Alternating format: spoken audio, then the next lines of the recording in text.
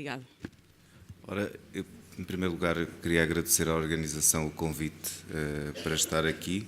Queria cumprimentar os restantes elementos da mesa e queria dizer que, quando fiz a minha apresentação e que me pediram algumas atualizações, foi algo que foi um bocadinho difícil. Neste contexto de pequenas células, não temos, de facto, tido muitas atualizações, de maneira que me cingi mais a fazer uma revisão mais daquilo que é o estado da arte atualmente e, portanto, foi isso que preparei e, portanto, que vos vou apresentar. Portanto, nós sabemos que o cancro do pulmão é, de facto, a principal causa de morte por cancro no mundo. O cancro do pulmão de pequenas células é considerado, de facto, uma entidade que é distinta dos outros cancros do pulmão, exatamente pelas suas características, quer clínicas, quer biológicas. Sabemos que representam cerca de 13% de todos os cancros do pulmão e que cerca de 25% a 40% dos doentes têm uma idade ao diagnóstico superior aos 70 anos de idade. A incidência, apesar de tudo, tem vindo a diminuir ao longo dos últimos anos e tem havido, de facto, algumas tentativas para se melhorar o prognóstico desta entidade. Tem-se tido alguma facilidade para compreender melhor, de facto, quais os esquemas de quimioterapia, da importância e também do timing da radioterapia. Aliás, as grandes novidades neste contexto surgem até mais no contexto desta modalidade de tratamento, os fatores de prognóstico e, de facto, o impacto das comorbilidades do doente também quando o diagnóstico e também, portanto, na compliance ao próprio tratamento e à sua tolerância. Nós sabemos que esta entidade dissemina não só loco-regionalmente, mas também à distância e de uma forma precoce e, portanto, muitas vezes estes indivíduos são já diagnosticados numa fase avançada da sua doença. Nós sabemos que os locais primordiais para esta disseminação, para esta metastização, serão os gânglios mediastínicos, o osso, o fígado, mas, portanto, contemplam também outros órgãos e sistemas. Está associado também a algumas entidades que muitas vezes nos podem ajudar ao diagnóstico desta patologia, que são os síndromes paraneoplásicos e que, ao contrário do cancro do pulmão de não pequenas células, que está mais associado a outros síndromes paraneoplásicos, aqui nós podemos dividir em dois grandes grupos no contexto dos síndromes paraneoplásicos endócrinos e nos neurológicos. Sabemos que, de facto, o síndrome de secreção inapropriada do hormônio antidiurético é aquele que é mais prevalente e no contexto dos síndromes paraneoplásicos neurológicos, o síndrome de Eaton-Lambert também é aquele que aparece com mais frequência, embora com prevalências baixas.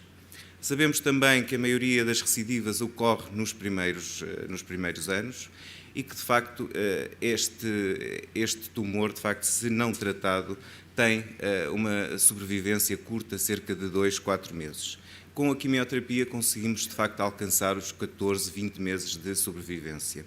E as sobrevivências aos 5 anos rondam os cerca de 5 a 10%.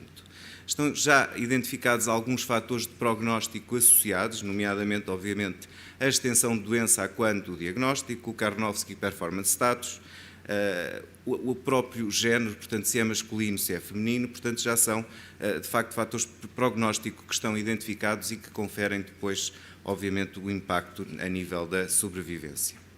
Sabemos que aqui o principal fator de risco é, de facto, o tabaco, mas a exposição a outros carcinogénios respiratórios, como os asbestos, os benzenos ou outros químicos industriais, também tem aqui um papel importante. Obviamente que se num território de um indivíduo que já tem uma patologia respiratória prévia, estará mais predisposto e, portanto, mais condicionado ao desenvolvimento deste tumor. Em termos anatomopatológicos, nós sabemos que é um tumor que é derivado das células neuroendócrinas com crescimento rápido e, portanto, também lhe confere um rápido desenvolvimento de resistências em doentes com doença metastática às terapêuticas instituídas. A imunohistoquímica para diagnóstico preciso, de facto, não é mandatória, mas nós sabemos que deve ser sempre feita em caso de existência de dúvida quanto ao diagnóstico. Estas são algumas das alterações genéticas já conhecidas e, portanto, já bem definidas para o tumor de pulmão de pequenas células, mas que infelizmente não têm ainda uma aplicabilidade do ponto de vista clínico, como vamos ver mais à frente, porque ainda não nos permitem nem dirigir o tratamento, nem perceber claramente como devemos fazer para melhorar o prognóstico da situação.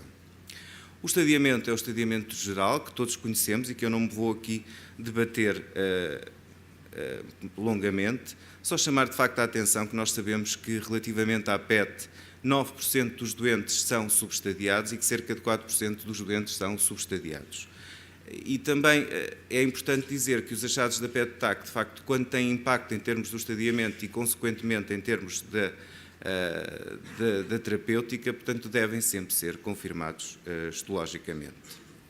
Inicialmente, em termos de estadiamento, nós tínhamos duas grandes divisões, portanto, a doença limitada, que é aquela que está confinada ao hemitórax, mediastino e às áreas supraclaviculares e que possa ser englobada num único campo de radioterapia, e a doença extensa ou disseminada, portanto, qualquer outra situação que não é englobada nas anteriores e que inclui também os doentes com derrames pleurais e pericárdicos de etiologia neoplásica. Neste momento, as recomendações são para, de facto, seguirmos o mesmo estadiamento, a mesma classificação TNM do tumor do pulmão de não pequenas células. O tratamento não é muito complexo, até porque, como eu comecei por dizer, de facto, nós não temos muitas armas terapêuticas ainda neste contexto, há algumas novidades. Nós sabemos que, de facto, são tumores que são quimiosensíveis, são radiosensíveis, mas que também, como eu já vos disse, adquirem um padrão de resistência muito facilmente. Aqui a cirurgia nós sabemos que pode eventualmente ter um papel limitado. Nos doentes com estadio 1A a 2B, que de facto foram submetidos à cirurgia, nós sabemos que há impacto de complementar esta estratégia cirúrgica com 4 ciclos de quimioterapia nos doentes que de facto são N+, ou que têm esvaziamentos ganglionares incompletos, podendo, eventualmente, também a quimiorradioterapia ser uma alternativa. A irradiação profilática craniana deve também, obviamente, aqui ser considerada. A terapêutica, nós sabemos que a terapêutica combinada leva, de facto, a um aumento das taxas de resposta, um controle local da doença e, consequentemente, um impacto também na sobrevivência global, aproximadamente cerca de 5% aos 2 anos. A introdução precoce da radioterapia contribui substancialmente para melhorar os resultados e para aumentar a sobrevivência. O benefício do tratamento combinado vai ocorrer de uma forma independente da idade. Portanto, a idade aqui não será um fator decisivo para a escolha do tratamento. No entanto, e como eu disse também já anteriormente, obviamente que deve ser sempre avaliada a reserva orgânica do doente e, de facto, a radioterapia hiperfracionada parece ser superior à radioterapia convencional.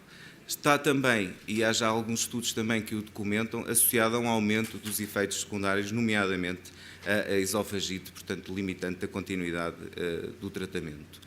Não deverá ser feita redução de dose durante o tratamento, ou seja, portanto, durante a estratégia concomitante, devemos administrar doses plenas de quimioterapia e, de facto, o uso do etopósito ou da cisplatina ou da carboplatina, caso o doente tenha algum tipo de contraindicação para a cisplatina, parece permitir, de facto, uma integração da radioterapia com uma toxicidade bastante aceitável, quando comparado com outros regimes terapêuticos, nomeadamente com a adriamicina, que é pouco utilizada. A irradiação eletiva ganglionar, obviamente, deve ser considerada apenas nas áreas ganglionares que tiveram boa resposta após a quimioterapia e, obviamente, nos casos em que se definiu previamente, em reunião multidisciplinar, que a estratégia seria de efetuarmos uma quimioterapia e radioterapia sequencial.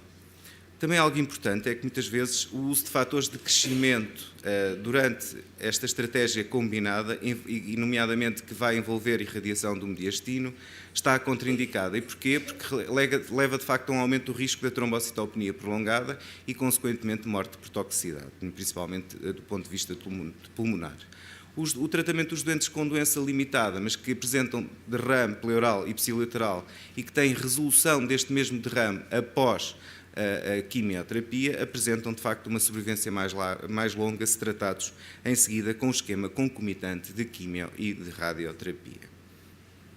Quando estamos a falar dos estadios 3A e 3B e, eventualmente, com suspeita de metástase única, mas ainda não confirmada, os doentes devem ser submetidos também a uma estratégia concomitante de quimio e de radioterapia.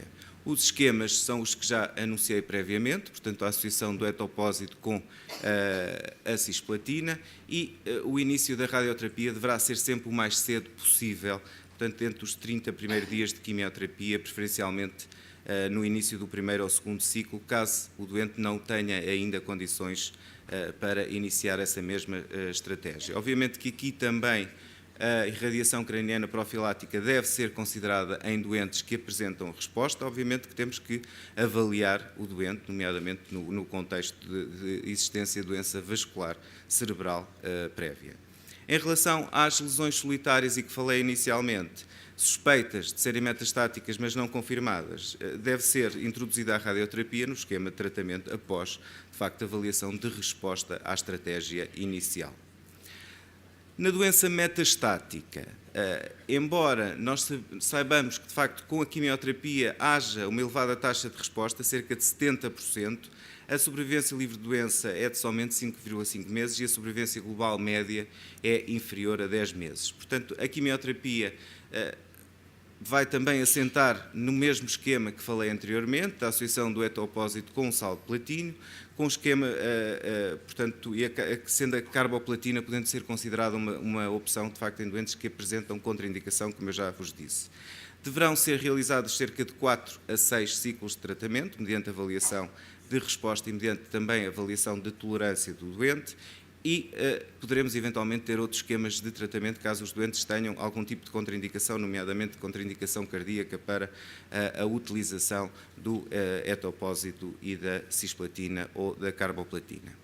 Nós sabemos que outros estudos, outros fármacos, outras associações de facto foram estudadas, nomeadamente em asiáticos, nomeadamente a associação da cisplatina e do irinotecano, que demonstraram ter um impacto em termos da sobrevivência média, mas não, de facto, no intervalo livre de doença, e tendo em atenção, de facto, os fatores étnicos e, portanto, condicionados à raça asiática, eu penso que será precoce extrapolar para a nossa população.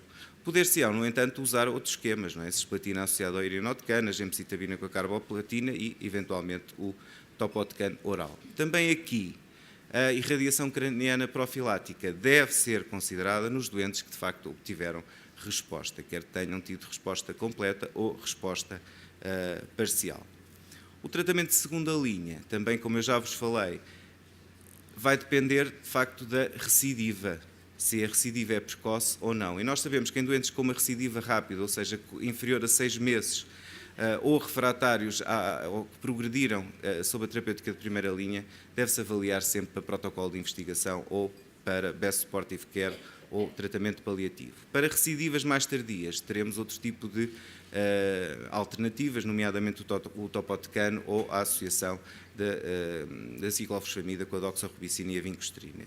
Se de facto tivermos recidivas superiores a 6 meses, será, e caso se tenha objetivado resposta a quando da primeira linha, será legítimo reintroduzir o primeiro esquema de tratamento com etopósito e cisplatina. Nós sabemos que com a poliquimioterapia se observa uma remissão completa em cerca de 20 a 30% dos doentes e uma sobrevivência entre 7 a 10 meses. Portanto, e sabemos também que a quimioterapia vai conseguir melhorar os sintomas intratorácicos em cerca de 50% dos doentes, o que é uma percentagem substancial, nomeadamente naqueles doentes com derrame pleural, em 80% dos que apresentam síndrome da veia cava superior e em 70% dos doentes que têm atelectasias.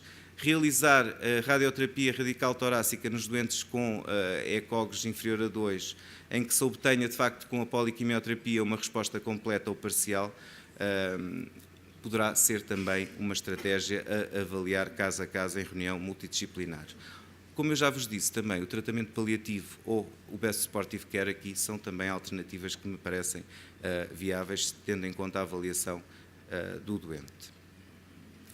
Novas opções. De facto, não temos, como eu comecei por vos dizer, foram múltiplos estudos, já temos algumas alterações genéticas que foram identificadas, mas de facto os estudos que temos até ao momento têm-se evidenciado todos negativos.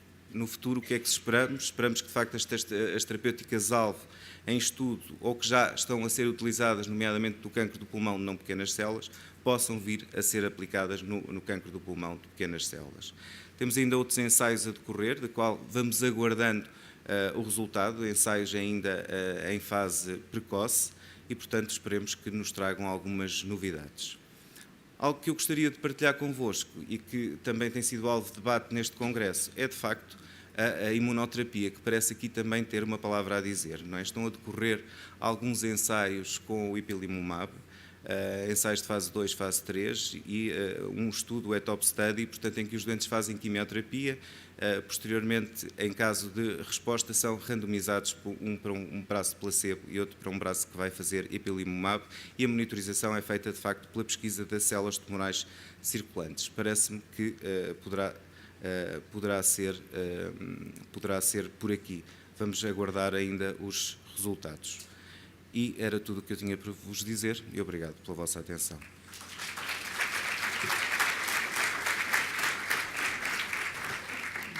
Obrigada. Agora passo a apresentar. Bom dia a todos, antes de mais, bem-vindos. A seguinte palestrante é a doutora Maria Inês Antunes, com quem eu trabalha no Hospital de Évora no serviço de radio-oncologia e é especialista em radio-oncologia.